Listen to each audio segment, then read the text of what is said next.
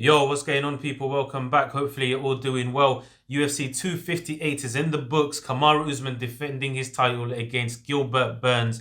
What a main event! A fantastic main event. An exciting fight compared to most of Kamaru's other fights. A very good one. Retaining his title, keeping the dream alive for having three African champions in the UFC. Israel Adesanya is next, but it doesn't matter if he wins or loses. He still has that middleweight belt, and then it's Francis Ngannou at the end of the month.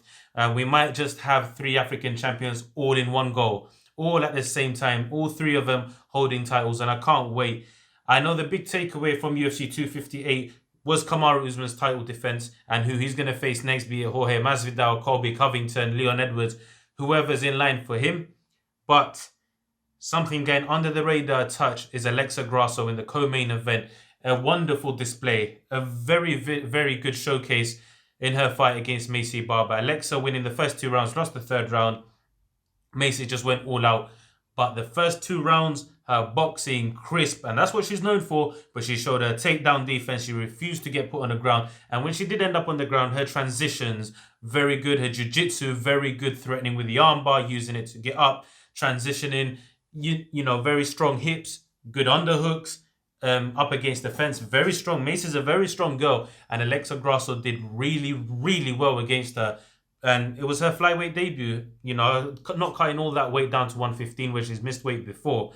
And I'd like to look at who she could possibly face next in that flyweight division.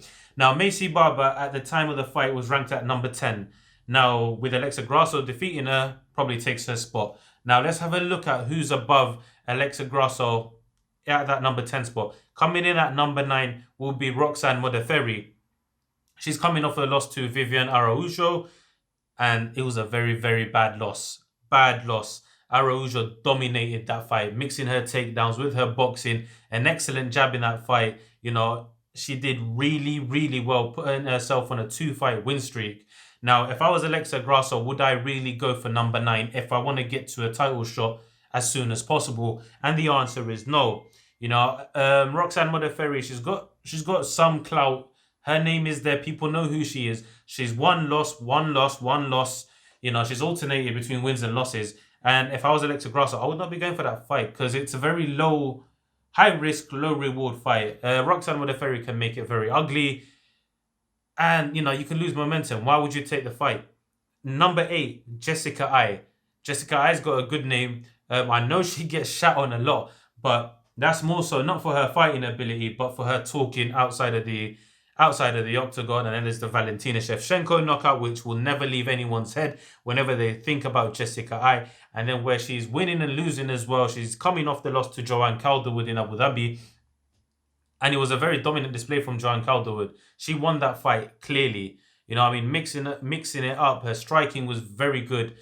But Jessica Ai is also a very good fighter. For all the shit she gets for outside of the octagon, what she says and how she talks, her fighting ability isn't one to shit on. So her boxing's good. She likes to mix it in with her takedowns. If I was Alexa Grasso, I think that might be a bit of a similar fight to Maycee Barber. Very winnable fight. But again, number 8. Why would you take a fight against number 8? Yes, it will take you a step up. If you're looking at maybe 2-3 fights, and then the title fight, you want to get accustomed to 125. You want to get your feet wet a bit more. Then you take a Jessica Ai fight. If you want to go, no. You know what? I want one more fight and then I want Valentina Shevchenko. Then you look higher up than Jessica Ai because there's people coming off a loss to the champion, coming off on losing streaks as well in that top part of the division who I'll be looking at and be like, I'll have you because you're not fighting anyone above you. You're going to have to come down in the rankings. So I'll be looking further than Jessica Ai. Number 7, Vivian Araujo. She's on a 2-fight win streak, so there is no way she's going to come down and fight Alexa Grasso. That just does not make sense. She won her last fight against Roxanne Motherfury. She's won 7 of her last 8 fights, so there's no way she's coming down to fight Alexa Grasso. And you saw the performance she put in against Roxanne Motherfury. Very good performance. Very good striking, mixing it in with her takedowns. Good ground and pound. Taking Alexa's back, grinding her up. Taking Roxanne's back, grinding her up against the fence. She's not looking down on that ranking. She's looking up. She's looking to face a Jennifer Maia or a Caitlin Chukagian and then fight for the title. Now, if I was Alexa Grasso, I'd be gunning for that fight because she's got some momentum going That's Vivian. She's got some momentum going. I'll be looking to take that fight, but will Vivian take it? The answer simply is no. If you're a Vivian's manager, you'd be stupid to take an Alexa Grasso fight, which leaves Cynthia Carvillo. I'm skipping Joanne Calderwood because she's just come off a win over Jessica Ai, so she's not going to fight someone lower down her rankings for her. She was close to a title shot before she gave it up, and then I think she lost to Jennifer Maia, and Jennifer Maia ended up getting a title shot. So I don't think she'll be making that same mistake again. She'll be looking at top 3 or possibly a title shot, because I believe Valentina Shevchenko's beaten pretty much the whole top 5, or people are coming off losses in that top 5, so they're not warranting a title shot anytime soon. So I've skipped her, she's at number 6. Number 5, Cynthia Carvillo. And I think this is the fight for Alexa Grasso that makes the most sense. The most sense. She's coming off a loss to Caitlin Chukagian. And she missed weight in her first fight at 125 against Jessica Ai, which she ended up winning. But then she lost to Caitlin Chukagian. So she's not going up in the rankings. She's going to have to come back down, re-establish herself, get some momentum going. And for Alexa Grasso, if I was Alexa Grasso, someone who she could possibly, most likely will be on the feet with her boxing. Yes, Cynthia's changed camps to improve her striking. She was with AKA. I don't know who she's with at the moment. She was with Team Alpha Male, then AKA, and I believe she's changed again. So that, and also with what's going on in the world, she's moving up and down.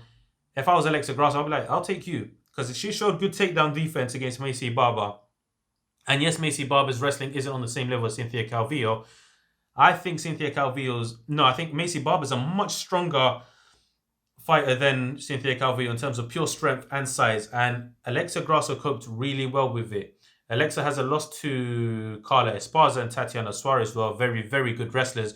But the improvements she's shown at 125 against her last opponent, I might just take that Cynthia Calvillo fight, because cutting down to 115 and then losing to Tatiana Suarez and Carla Esparza, there's no shame in that. No shame. 2 very, very strong wrestlers.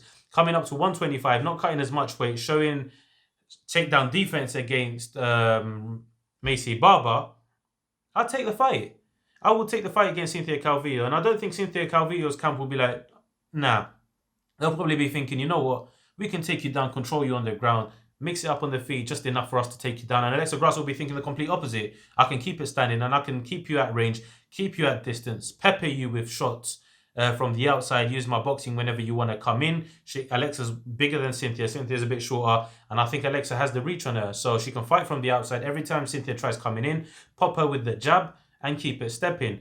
That's my opinion. I think she should fight Cynthia Calvillo next, and with a win over Cynthia, it might be one more fight and then a title shot, but it's the flyweight division, so one fight against against anyone in that top 5 or 6 can get you a title shot against Valentina Shevchenko. And for Alexa Grasso, the sky is up. You know, the only way is up, the sky is up. The only way is up. And I think she should be taking the fight against Cynthia Calvillo. And I don't think Cynthia Calvillo's camp will be opposed to it. So you let me know who you think Alexa Grasso should fight. A very good display in that co-main event. Really showcased herself, put her name out there. Now people know who she is. And you got people like me talking about her, right? No one but, you know, I've taken notice. And I look forward to seeing what she does next. Let me know what you guys think in the comments. Leave a like, share, and obviously don't forget to subscribe.